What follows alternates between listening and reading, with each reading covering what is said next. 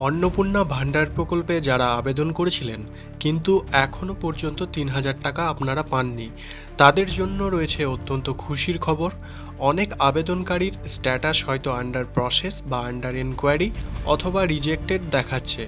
আপনারা ভাবছেন যে এই টাকা হয়তো আর পাবেন না, কিন্তু আপনাদের জানিয়ে রাখি, একদমই হতাশ হবেন না। রাজ্য সরকারের তরফ থেকে একটি বড় ঘোষণা করা হয়েছে আপনাদের জন্য। এবার বাড়ি বাড়ি গিয়ে তথ্য যাচাই বা ফিল্ড ভেরিফিকেশন করা হবে এবং প্রয়োজনে একটি স্পেশাল ফর্ম পূরণ করতে হবে আপনাদের।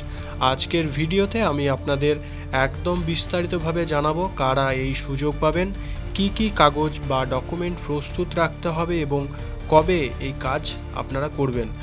অন্নপূর্ণা যোজনার আবেদনগুলো যাচাই করার সময় দেখা গেছে অনেকের নাম বা বানানে কিন্তু ভুল রয়েছে, কারো কেওয়াইসি সমস্যা রয়েছে, কারো বা ব্যাংকের তথ্যে অসঙ্গতি বা নথিপত্রে ত্রুটি রয়েছে।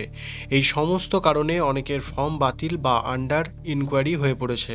কিন্তু প্রশাসনের মতে এতে অনেকেই প্রকৃত যে যোগ্য উপভোক্তা তারা কিন্তু এতে বঞ্চিত হচ্ছেন। তাই যোগ্য আবেদনকারীদের টাকা দেওয়ার জন্য বাড়ি বাড়ি গিয়ে সরাসরি তথ্য যাচাই করার সিদ্ধান্ত নেওয়া হয়েছে রাজ্য সরকারের তরফ থেকে।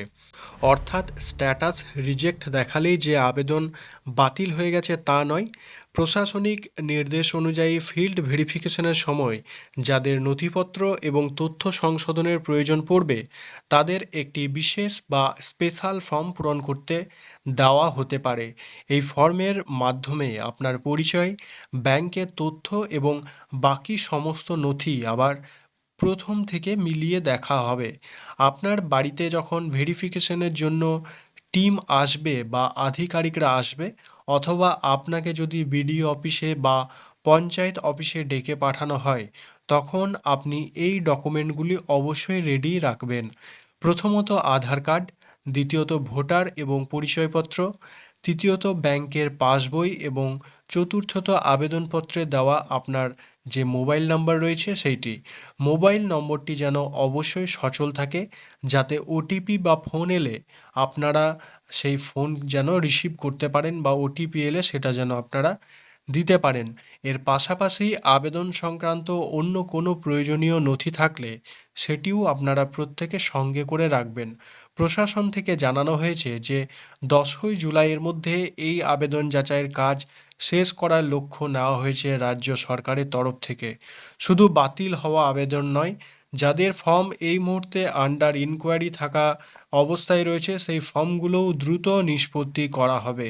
তবে মনে রাখবেন, যারা আয়করদাতা অর্থাৎ সরকারিভাবে ট্যাক্স প্রদান করেন, সরকারি চাকরিজীবী বা নিয়মিত পেনশন পান, তারা কিন্তু এই প্রকল্পের কোনো সুবিধা পাবেন না। আপনার টাকা যদি এখনও না ঢুকে থাকে ব্যাংক অ্যাকাউন্টে, তবে আবেদনপত্রের স্ট্যাটাস নিয়মিত চেক করতে থাকুন।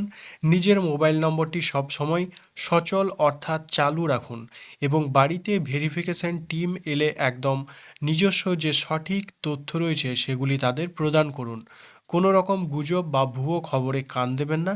তাই ৩,০০০ টাকা পাননি বলে একদমই চিন্তা করবেন না। নথিপত্র ঠিক থাকলে এবং আপনি যোগ্য হলে অবশ্যই এই প্রকল্পের সুবিধা আপনারা প্রত্যেকে পাবেন। ভেরিফিকেশনের পর স্ট্যাটাস পরিবর্তন হয়ে অ্যাপ্রুভ হলেই টাকা আপনার ব্যাংক অ্যাকাউন্টে সরাসরি ঢুকে যাবে। আর যদি এরপর কোনো সমস্যা হয়, তবে আপনারা সরাসরি আপনাদের নির্দিষ্ট ব্লক অফিস বা পঞ্চায়েত অফিসে গিয়ে যোগাযোগ করতে পারেন। এছাড়াও আপনাদের যে নিজস্ব ব্যাংক অ্যাকাউন্ট সেটিতে অবশ্যই ডিবিটি লিঙ্ক সক্রিয় রাখুন এবং কেওয়াইসি সম্পূর্ণ করে রাখুন। এছাড়াও যে সমস্ত ছোটোখাটো আপনারা ভুল করেছেন, প্রত্যেকের জন্য একটা খুশির খবর যে এডিট অপশন খুব তাড়াতাড়ি আসতে চলেছে। সরকার থেকে তেমনই সিদ্ধান্ত নেওয়া হয়েছে।